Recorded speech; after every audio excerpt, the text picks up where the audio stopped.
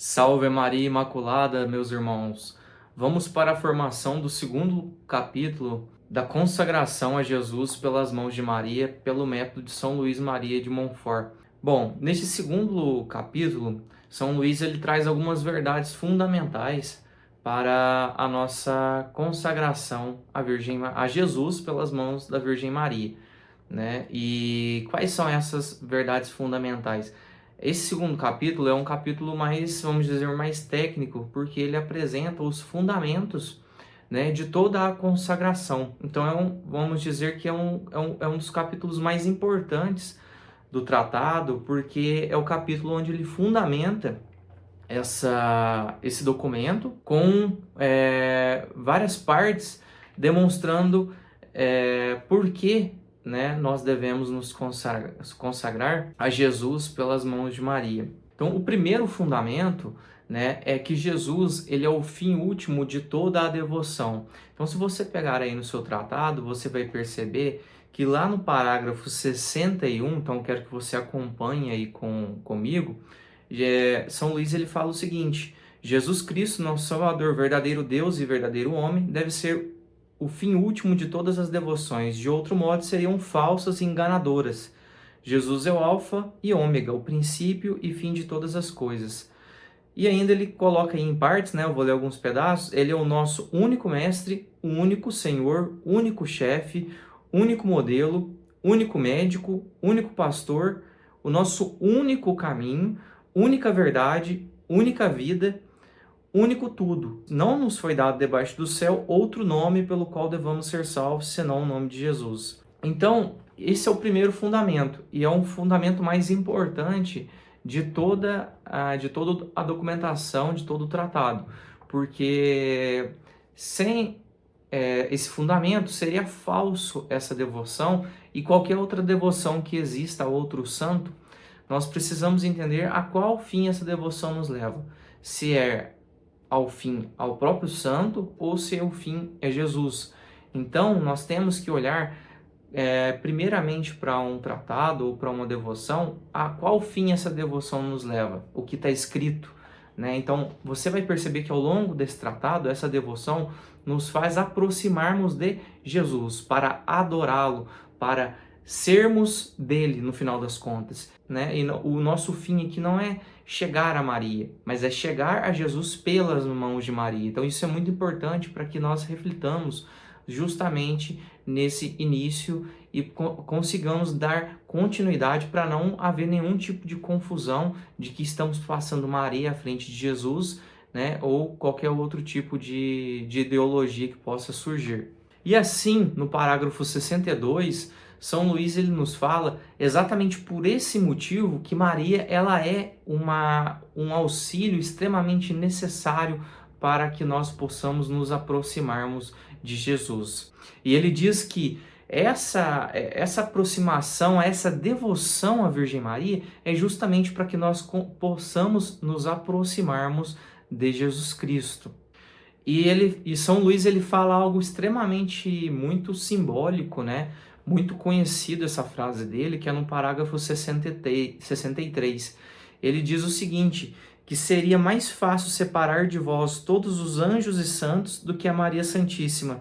Ela vos ama, pois mais ardentemente e vos glorifica mais perfeitamente que todas as outras criaturas juntas.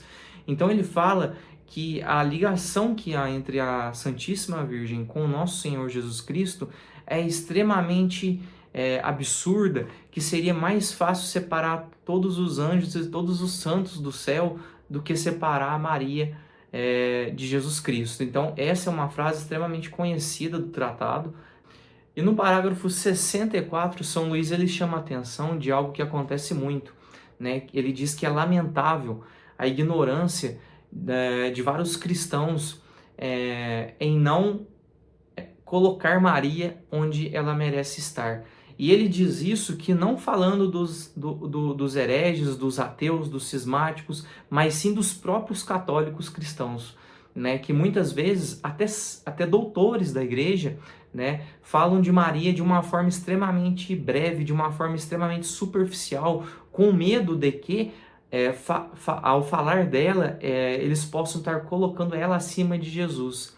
E ele diz o seguinte: um devoto da Santíssima Virgem fala da devoção a esta boa mãe de uma forma terna, forte e persuasiva, como de um meio seguro e sem ilusão, de um caminho curto e sem perigo, de uma via imaculada e sem imperfeição, e de um maravilhoso segredo para vos encontrar e amar perfeitamente, que é Jesus.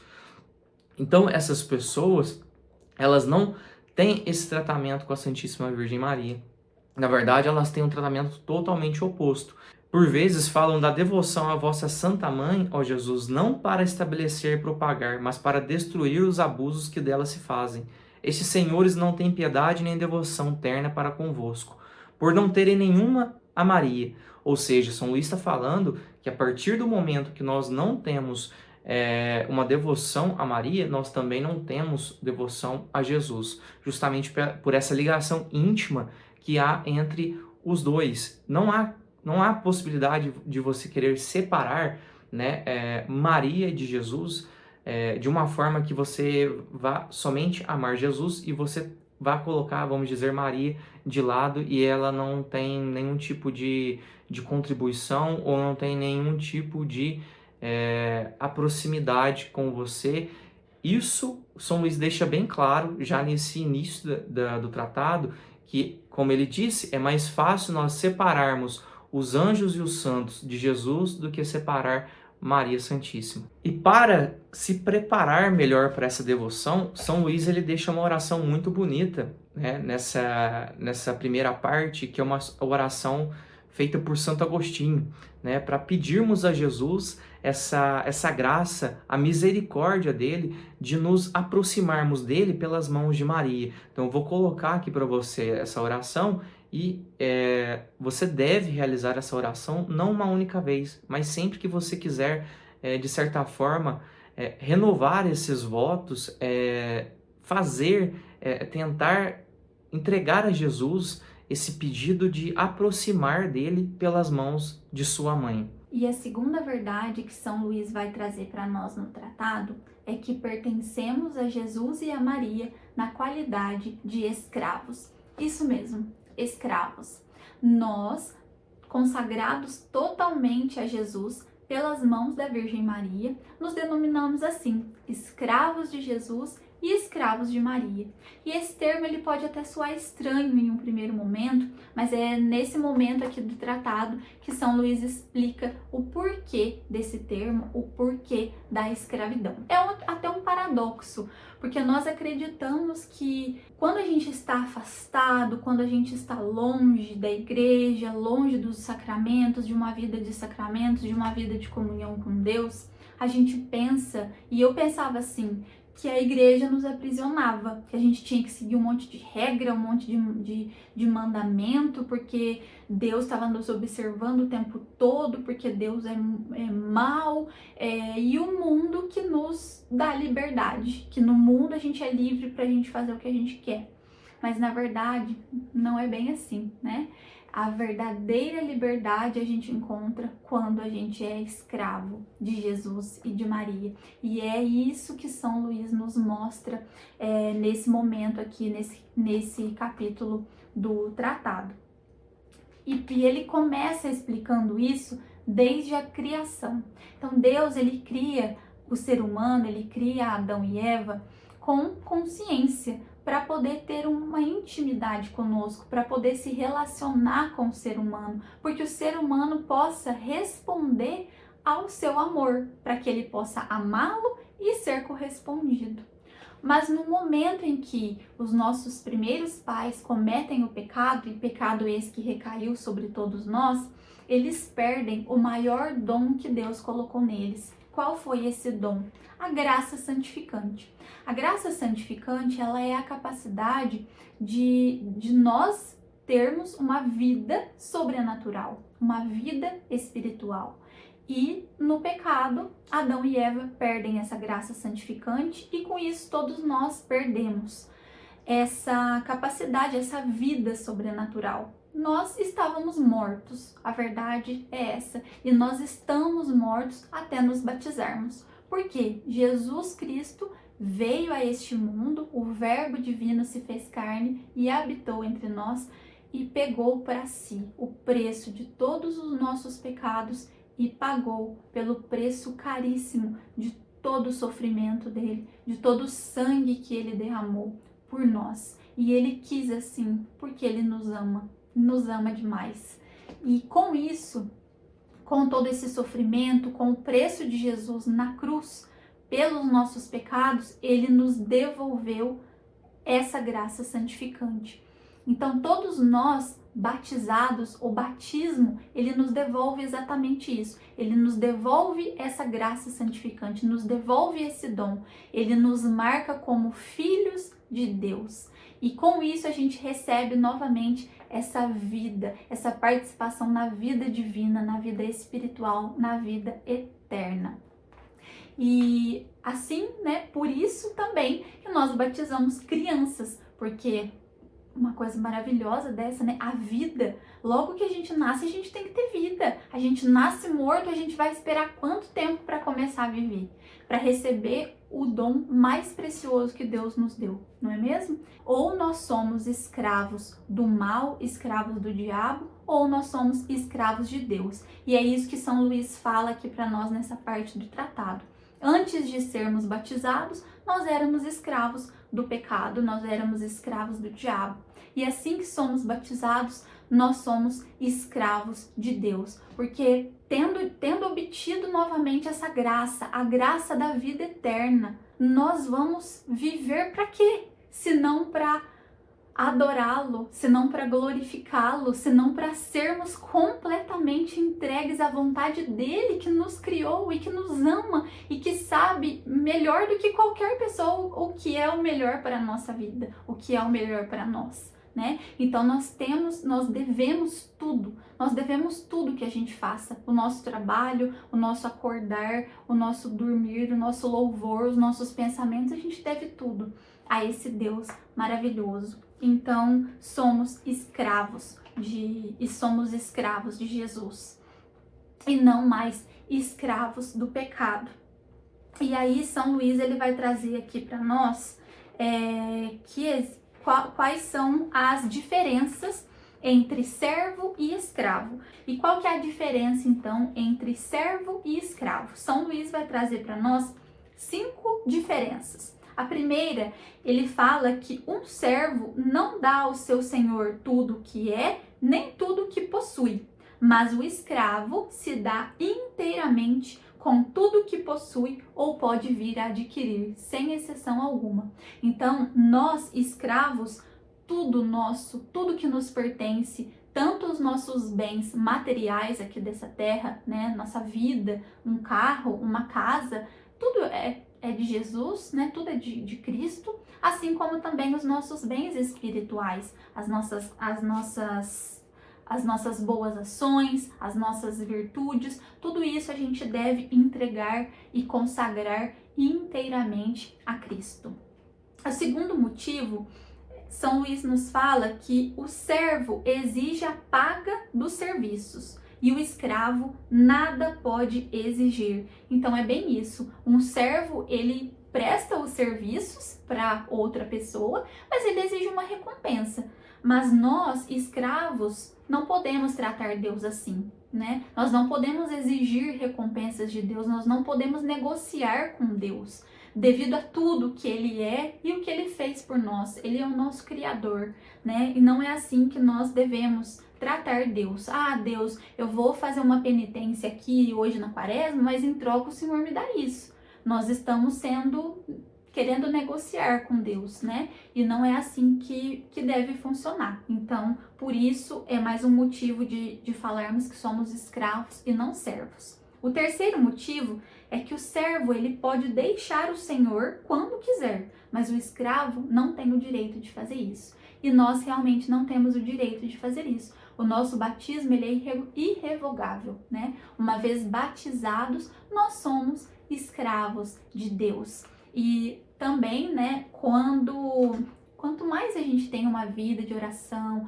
uma intimidade, a gente não quer deixar nunca. É uma oração que a gente pede todos os dias para que Deus nunca permita que a gente se afaste dele, porque ele não se afasta de nós. Nós nos afastamos dele. Então é uma oração que a gente sempre faz, a gente deve fazer todos os dias. Não permita, Senhor, que eu me afaste de ti, né? Então, a escravidão também tem essa característica. O quarta diferença, o senhor do servo não tem sobre ele nenhum direito de vida e de morte, mas o senhor do escravo tem por lei direito de vida e morte sobre ele. Nós não pedimos para vir desse mundo, nós não escolhemos, nós não sabemos o dia que a gente vai morrer, né? Mas Jesus tem, Deus tem, Ele nos criou, foi no tempo dele, foi na vontade dele e também no tempo dele, e ele tem o total direito, ele tem o domínio sobre a nossa vida, sobre a nossa morte. E a quinta e última diferença é que o servo só está por algum tempo ao serviço de algum senhor, mas o escravo para sempre. Não queremos abandonar Jesus, né? Como eu acabei de falar, não existe tempo, não tem um tempo limitado. É para sempre, para toda a vida e vida eterna. Glória a Deus. Então, São Luís, ele explica essas diferenças e, além disso, ele traz para nós também algo muito interessante, porque ele fala que existem 3 espécies de escravidão. Uma natural, uma forçada e a outra voluntária. A escravidão natural é inerente a tudo, porque como Deus é o criador de tudo que está na terra, da terra e de tudo que está nela, tudo está submetido a ele. Então, essa escravidão natural, todos nós temos. São Luís vai falar que a escravidão forçada, os demônios e os réprobos pertencem a essa categoria, porque tudo está sob o domínio de Deus, até o mal, até o diabo. Ele não quer, mas ele está forçado a isso, ele está submetido a isso. Então, é uma escravidão forçada. Mas a escravidão voluntária é a mais perfeita e mais gloriosa para Deus, que olha ao coração, que pede o coração, que se chama Deus dos corações. Então, é isso que Deus quer de nós. Deus quer que a gente seja escravo por todas essas diferenças que eu citei entre um servo e um escravo, mas ele nos dá o livre-arbítrio. Ele não quer que sejamos escravos forçados, escravo porque temos medo dele, escravo porque temos medo do inferno. Ele quer que sejamos escravos porque a gente reconhece que ele é amor e que a gente retribui esse amor, que é, como eu falei lá no início do vídeo, o propósito de toda a nossa criação, né? Então, é isso, Deus, ele pede o nosso coração. E no vídeo passado, do capítulo 1, a gente traz ali Maria como rainha dos corações. E eu falo que o reinado de Deus é nos nossos corações e o reinado de Maria também. É isso que ele pede, o nosso coração. Então, a forma mais perfeita de ser escravo de Jesus é ser escravo voluntário, um escravo de amor. E escravidão é pertença. São Luís, ele vai trazer para nós que não tem nada que nos faça pertencer tanto a outra pessoa do que a escravidão, justamente por essas 5 diferenças que ele traz entre um servo e um escravo. Então, se a gente quer realmente ser de Jesus, nós temos que ser escravos, e escravos de amor. E por que escravos de Maria, né? Entendemos o porquê escravos de Jesus, mas o porquê escravos de Maria. Aqui São Luís vai falar no artigo 74, e a gente falou um pouquinho também lá no primeiro vídeo, que tudo que Jesus ele conquistou, ele possui por natureza e por mérito, Maria Santíssima recebeu por graça. Então, por graça, Deus deu a Maria os privilégios que ele possui. Então, tudo que convém a Deus pela natureza, convém a Maria por graça. Então, se convém a Jesus ter escravos, que nós sejamos submetidos a ele, que nós sejamos totalmente dele, também convém a Maria que nós sejamos escravas dela, que nós sejamos totalmente dela.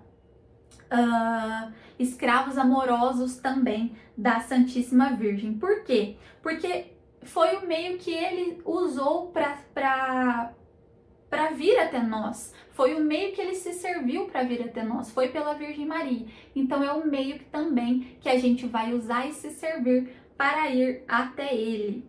No artigo 3º, São Luís nos fala justamente que é preciso esvaziar-nos do que há de mal em nós, justamente pelo mal fundo, né, que pela concupiscência que nós trazemos em nossas almas. Então ele fala algo muito simples, né, de que tudo que Deus ele infunde em nossas almas, tudo que é bom, tudo de graça que vem dele, muitas vezes é manchado, né, pelo pecado, né, que há em nós.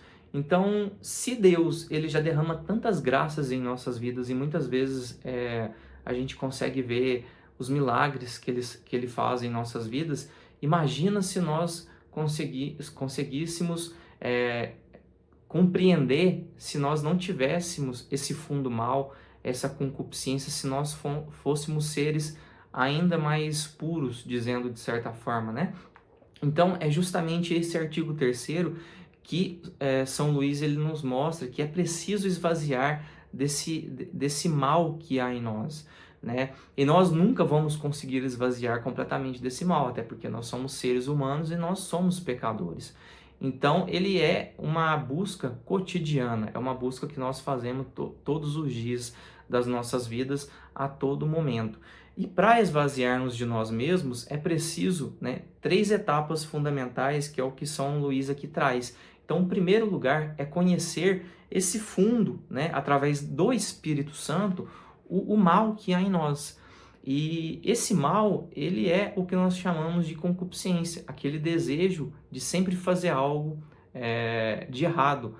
E a segunda parte é o quê? É despojarmos de nós mesmos. Então, isso é do nosso cotidiano, isso é dia após dia, esse despojarmos de nós mesmos. Então, lá em 1 Coríntios, capítulo 15, versículo 31, Paulo diz o seguinte: cada dia, irmãos, exponho-me à morte, tão certo como vós sois a minha glória em Jesus Cristo, nosso Senhor. Então, qual é essa morte que Paulo nos fala nessa passagem? É a morte de morrer para o pecado, é a morte de morrer para as vontades da carne, é a morte de despojar-se dele, das suas vontades carnais, das suas vontades temporais, todos os dias. Então é por isso que ele afirma que cada dia exponho-me à morte. Por quê? Porque todos os dias ele tem que morrer para as suas vontades carnais, para as vontades temporais que surgem ao longo do seu caminho. E também São Luís traz aquela passagem do Evangelho, né, onde Jesus nos diz que se o grão de trigo não cair à terra e morrer, ele ficará só e não produzirá frutos. Então, o grão de trigo representa o quê? Esse cair, para que produzirá frutos, é justamente essa vontade, esse esvaziar-nos das nossas vontades carnais todos os dias. E em terceiro lugar, né, São Luís ele fala que é preciso escolher entre todas as devoções a da Santíssima Virgem como a primeira e principal das nossas vidas. E, claro, existem milhares de devoções para milhares de santos diferentes, até mesmo para a Virgem Maria existem devoções diferentes. Faça primeiro a Virgem Maria, faça primeiro a Mãe de Jesus. Por quê? Porque ela é a melhor devoção que nós poderíamos ter, que é justamente a devoção para nos aproximarmos de Jesus pelas mãos de Maria. Porque Maria, meus irmãos, ela foi e é o maior exemplo de ser humano para nos aproximarmos de Deus. Maria, ela conviveu com Deus o tempo todo. Ela conviveu com o Espírito Santo, ela foi repleta do Espírito Santo todos os dias de sua vida. Ela teve a graça, a plena graça de poder conviver com o Filho de Deus, de gerar o Filho de Deus, de educar o Filho de Deus ao longo de sua infância, adolescência e juventude. Então, qual o maior exemplo de ser humano para nos levar até Deus a não ser Maria? Então é por isso que esse terceiro ponto nos diz que a devoção à Virgem Maria ela é a devoção mais importante que nós devemos ter. E a quarta verdade que São Luís nos traz no tratado é que temos necessidade de um mediador junto ao mediador mesmo, que é Jesus Cristo. E o que São Luís, um resumo do que ele fala nessa parte aqui do tratado. O nosso único mediador a Deus, para chegar até Deus, é Jesus Cristo. Não há outro, não existe outro. Nós não estamos querendo colocar Nossa Senhora no lugar de Jesus e ela também não quer assumir essa posição. O que nós falamos aqui e por que nós nos consagramos a Jesus Cristo pelas mãos de Maria é que para chegar até esse mediador que é Jesus Cristo, para a gente chegar até Deus, a gente precisa de mais um intermediário. Vamos raciocinar como se fosse uma escadinha, né? No primeiro degrau somos nós, no terceiro degrau está Jesus, no quarto está Deus, mas no segundo degrau está a Virgem Maria. Nós passamos por ela para chegar a Jesus e para Jesus nos levar até Deus. E por quê? Por que precisa ser assim? Porque essa é a forma mais perfeita. Porque ela é a mais humilde, né? A humildade é a virtude que mais agrada nosso Senhor Jesus Cristo e é a virtude de Nossa Senhora que mais, né, que ela encontrou graça diante dele justamente por conta da sua humildade. Então, vamos parar para pensar. Quando a gente quer fazer uma reunião com um diretor, um CEO de uma empresa, a gente não liga para a secretária? A gente não manda um e-mail para a secretária marcar a reunião para nós? Então, porque essa pessoa é tão importante que se não for alguém ali no mesmo nível de cargo de liderança, que esteja no mesmo nível ali para ligar para ele direto, para mandar um e-mail para ele direto, ele não consegue marcar essa reunião. As pessoas que estão num cargo abaixo vão precisar de uma secretária, né, de um intermediário ali para chegar até ele.